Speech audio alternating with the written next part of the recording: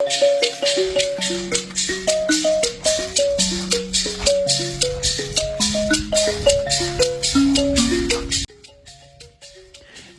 good people. Welcome back to yet another video here at your favorite channel of your choice, Saint TV. Ango Saint ndiro star rangu.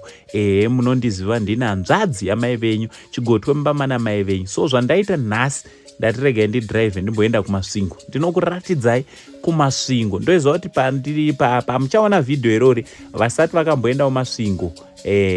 Vasati vambosvika ku the Great Zimbabwe muchaita shungu. Munoziva here kuti kubva mumasvingo town kuenda ku Great Zimbabwe akusikure mufunge minutes mashoma nekuti dzongori 29 kilometers chete kubva mu CBD kusvika pa the Great Zimbabwe. So uri kuregerereko kumbokuona uchiuya kunoko ku Great Zimbabwe paunodarika nemasvingo chimboitawo rumwe rwendo rwaunoti aiwa ndoda kudarika nepa the Great Zimbabwe. So panapa padhure kupinda pagedhe takangobhadhira $5 chete wotopiwa tiketi rako rekuti unopinda pamukova pandakuda kuzopinda apo.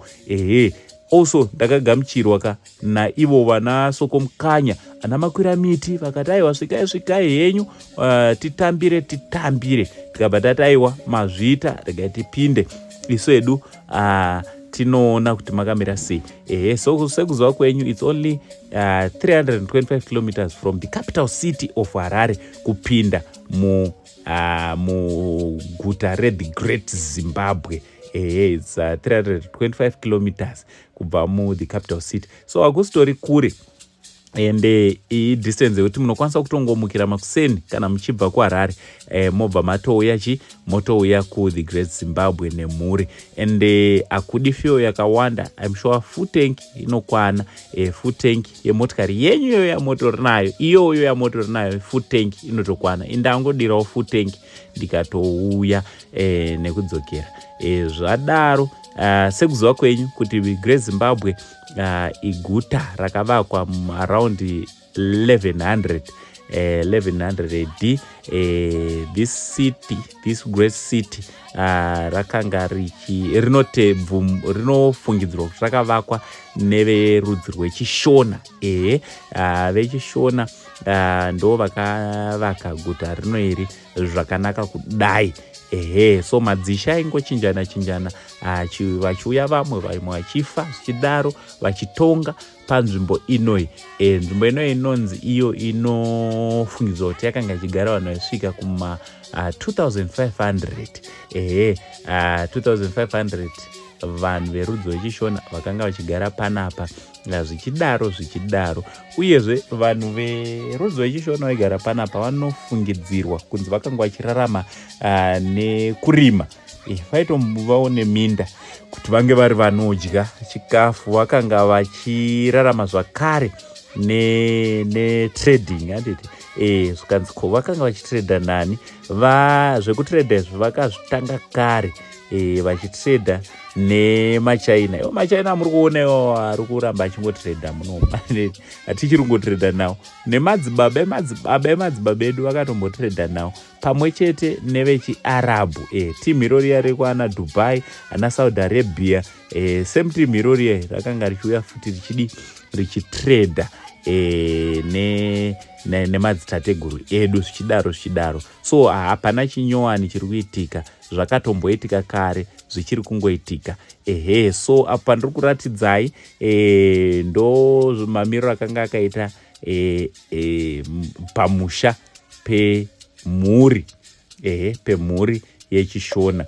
Sezvamuri kuona kuti pane mabedroom akasiyana. Pane bedroom yababa, pane bedroom yana, mabedroom akawanda ana mai.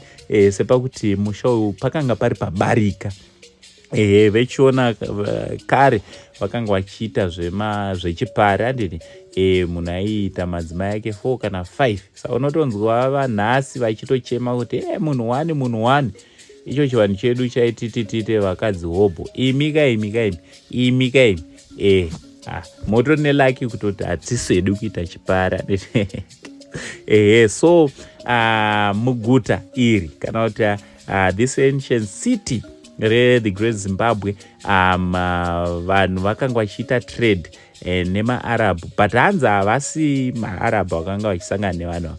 Pakanga panofungidzwa pakanga pana middleman vechiswahili, timu rechiswahili iro timu rekukenya, timu rinotaura swahili zvichidaro ndo rakanga richiuya nakwana Tanzania ndo rakanga richiuya richitora zvinhu roenda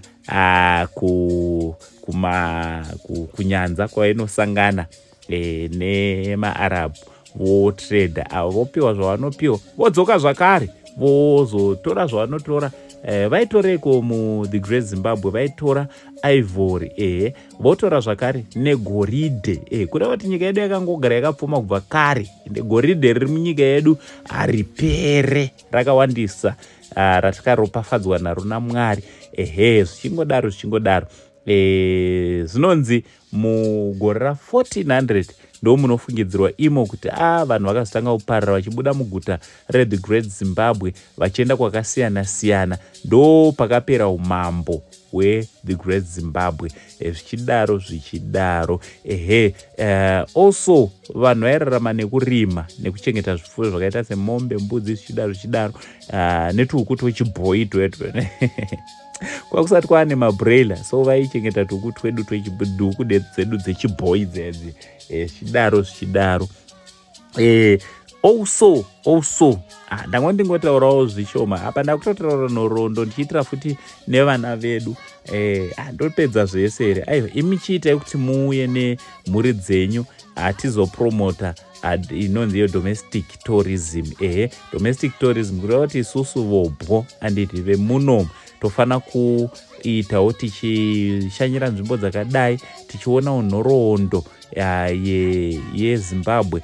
Paya panodzidzwa nevana vedu kuzvikoro nezveThe Great Zimbabwe, kana mwana akambosvika panapa, handidi kunyepera, haafe akafoira, hazviite kuti mwana afoire, nekuda kwekuti anenge achitonatsoziva the experience yekuti zvakamira sei. I'm planning paholiday inotera to take anamainini venyu ndimboya now. It's very unfortunate kuti apa ndakauya ndega, but I was supposed to come with them, vozoonawo kuti zvizvi zviri kuitika, zvizvi zvakanga zvichitora nzvimbo, kuitira kuti vange vanhoroondo yenyika yedu inge iri mumisoro yavo, zvigare muhana dzavo, vana vedu vazive kwatiri kubva, zvinovabatsira kuziva patiri nekwatiri kuda kuenda senyika.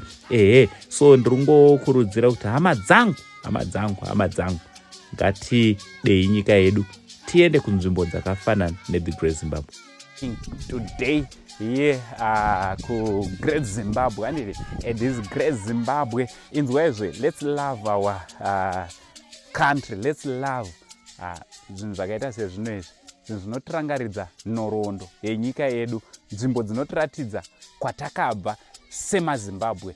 Aiwa, ndaneta chege ndite ndidzokere kwaRare. From Uncle Saint, the only Zim uncle. I cannot be the only Zimbabwean uncle ndisina kuita video pa Great Zimbabwe. For now, it's much love and God bless.